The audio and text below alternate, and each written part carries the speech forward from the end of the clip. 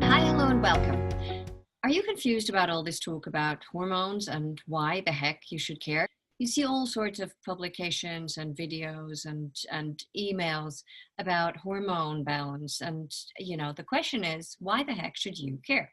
Hormones are generally known to be all about sexuality and procreation and PMS and all these sorts of things, aren't they? Are they? So let's take a look. I'm going to talk a little bit about who or what makes hormones and what actually happens when we don't have them. So basically the conditions that are linked to hormones that are out of balance. And I'll tell you what you can do fairly easily yourself straight away to avoid hormone imbalances and the conditions that can cause, and also why you should care about the word endocrine disruptor. It is a word that we should really all know, and you will understand why by the end of this video. So let's start with this. Where do hormones come from? We have a system in our body called the endocrine system, and this system is basically the government of our body. So this is a system that communicates all the time between one another and, telling one another what is happening and what they're doing and when they finished and what is next. So it actually works much better than the governments we know these days. Unless, obviously, there is an imbalance of hormones. Hormones are really, I think the easiest way to think about them is that they're like text messages. They're in a loop, usually with one or more recipients. And there's a feedback loop as well.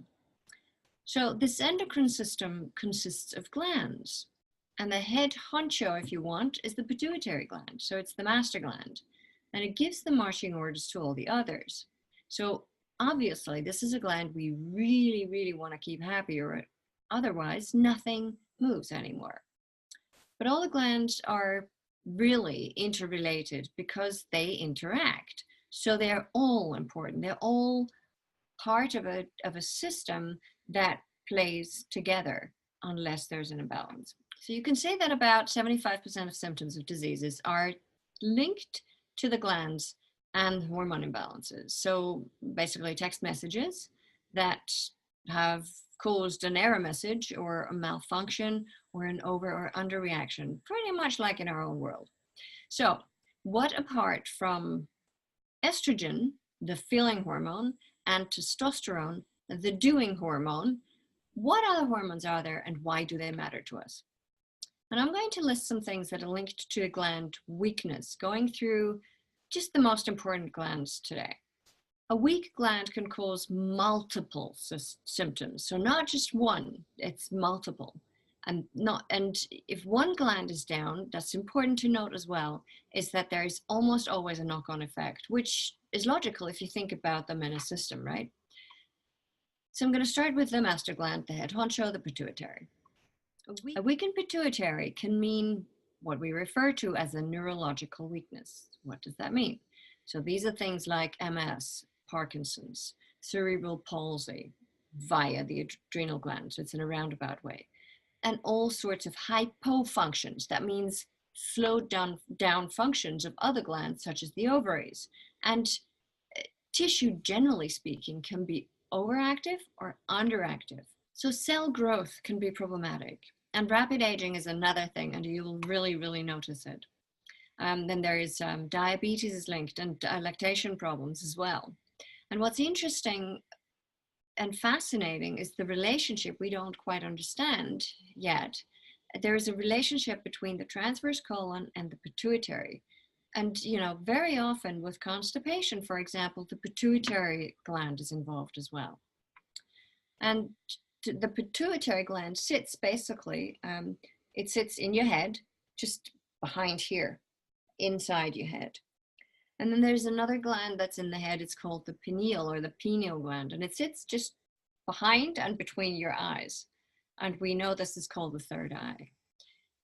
We also know that this is the gland that synthesizes melatonin, so your sleep cycle regulator, and it also influences skin and hair pigmentation. So if that gland is weak, you will have sleep problems. The thyroid and the parathyroid are here, and they can have a massive impact on us.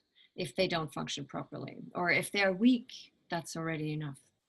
These two impact your metabolism, so how your cells absorb and use glucose for energy, how you metabolize protein, how your body uses fats, how strong your heartbeat is, how well you breathe.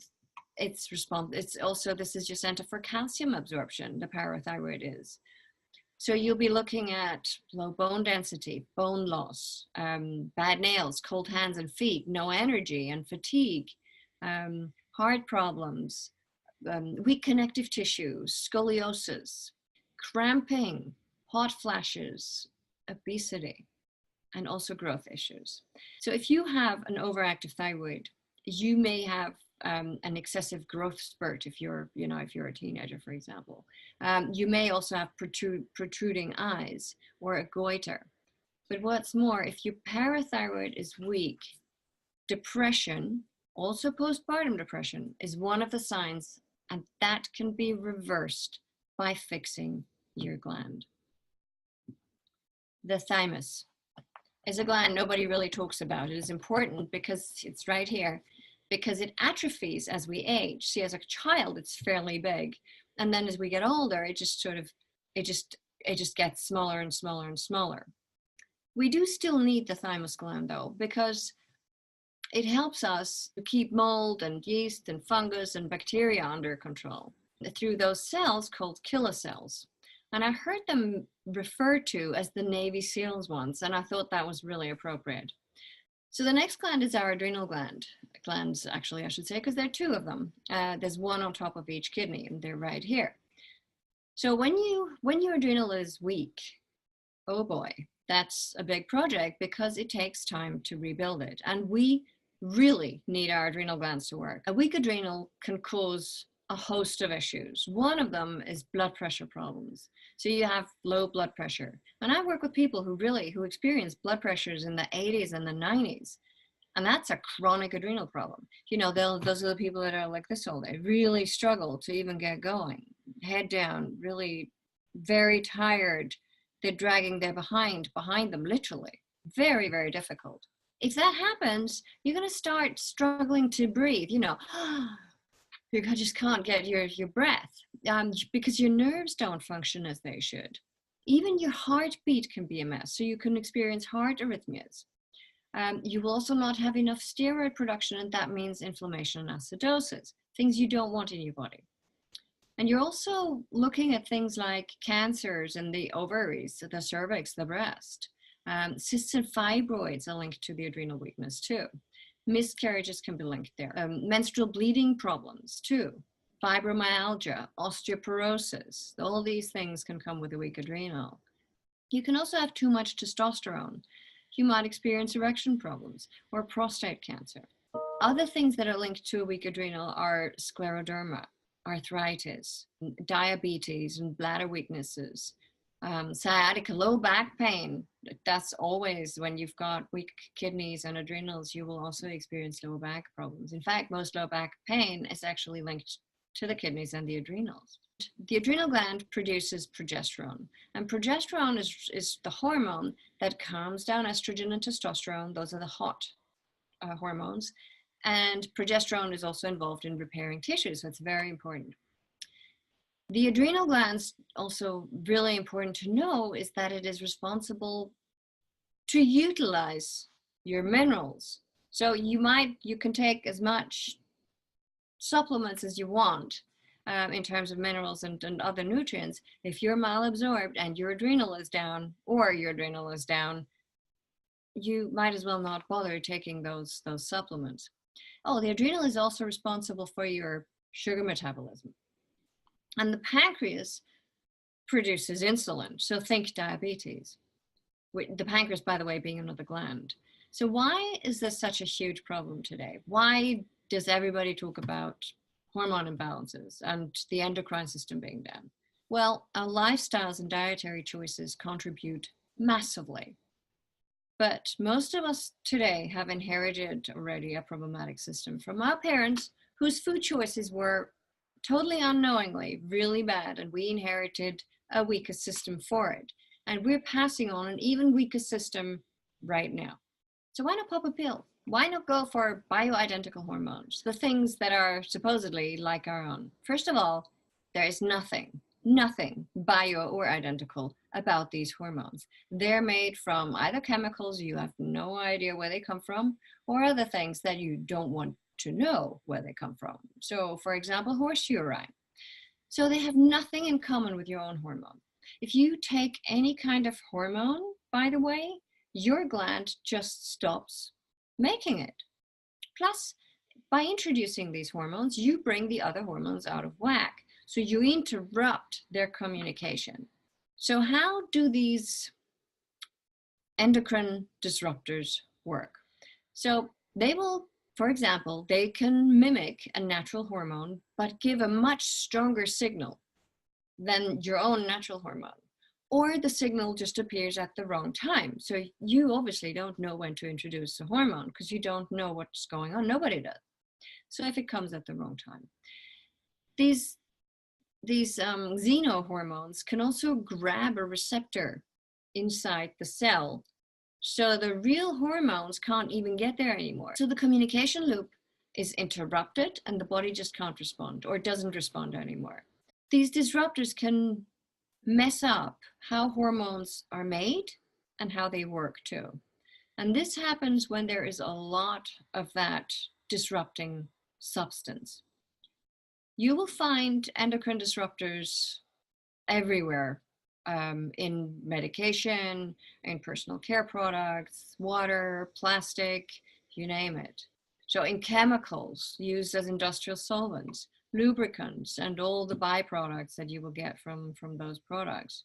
So often you will see something like PCB on a bottle or something. It's polychlorinated biphenyls. And then there is also PBB. That's polybrominated biphenyls. And then there are also dioxins. Other examples of endocrine disruptors include bisphenol A, BPA, from plastics. And then there is DDT from pesticides. And then there is fungicides and diethylstilbestrol DES from pharmaceutical agents. Certain metals as well, such as cadmium, mercury, arsenic, lead, manganese, and zinc also disrupt endocrine systems. We're currently surrounded by air fresheners, plastic, fabric softeners, etc., chemistry galore. And there's fluoride also in our water, and there's chlorine everywhere. And chemical companies are literally wreaking havoc with our food. And farmers are squeezed hard, and the quality of our food is in steady decline. So this is a vicious cycle that really, really needs to be broken. You know, we need to have more local farming communities, and we need to make sure that we start growing our own food in our own gardens. But that's for another video. If you continue to eat meat and drink alcohol, beer especially, you're consuming hormones that are really not meant for your body. You see, meat is loaded with animal hormones that will disrupt your own. As I've explained earlier, those are just much, much too strong for you. And see, the problem is also that our doctors tend to give us medication that is made from things, first of all, as I said, you don't want to know, and that are 1,000 times stronger than our own hormones. Just say no to these things and do your own research. It is so much better to fix your glands, especially long term. And if you want to have children, especially, and if you want to have a healthy life without dependencies and side effects that can be so much worse. It's not hard to keep the system healthy. All it takes is an understanding what makes the system work. The easiest way, of course, is always to prevent. So make sure you never get into this situation, and that is your best way to go.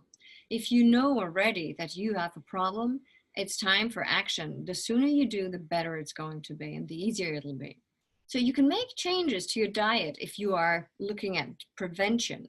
But if you're wanting your body to heal itself and you want to understand what you need to do, I always recommend a professional deep tissue cleanse. Why? Because it is the best way of giving the body all the energy it needs to do its job, which is to repair, because this is ultimately all your body wants to do. So let's take a look at what you can do straight away to help your glands and your endocrine system. Avoid plastic wherever you can. And you'll probably have read this already, but this is really, really important. It's so easy to just push this advice to the side. Replace your bottles with glass bottles. When you're out and eating takeaway, don't use plastic cutlery. Find chopsticks or carry a wooden set with you. Avoid fabric softeners. Do not use air fresheners. You can get essential oils instead by therapeutic quality, so you know that they're safe to consume. So another thing that's really good to do is if you live in an area with chloridated and fluoridated water and you don't have a water filter, go for colder showers if you can. Once the water steams up and is hot, you're actually now breathing the stuff in on top of it, and on top of absorbing it through the skin. So you want to keep that really, really low. Something else you can do, especially for your thyroid and your parathyroid, is to have sea moss and kelp to give your thyroid a really good source of iodine that is bound. It's whole iodine. It's really good. And I'll put a link below where you can get sea moss. It's phenomenal also for your skin and for your hair and for your nails. If you want to check if there's something wrong with your thyroid, the only reliable way to do this is over a period of 10 to 14, 10 to 14 is better, 10 to 14 days. Check your basal temperature to get the only reliable reading on your thyroid. So what you do is you get a glass thermometer, you check your temperature every morning before you even get out of bed, write it down, take the average at the end of 10 to 14 days, and that'll give you a good measure of where you are. You can also get an iris reading to get a real idea about what is actually happening in your body.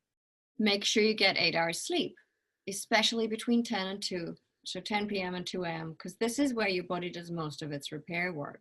So it's really important to give it that time. Something else to do really, and that is big, is to get away from stress.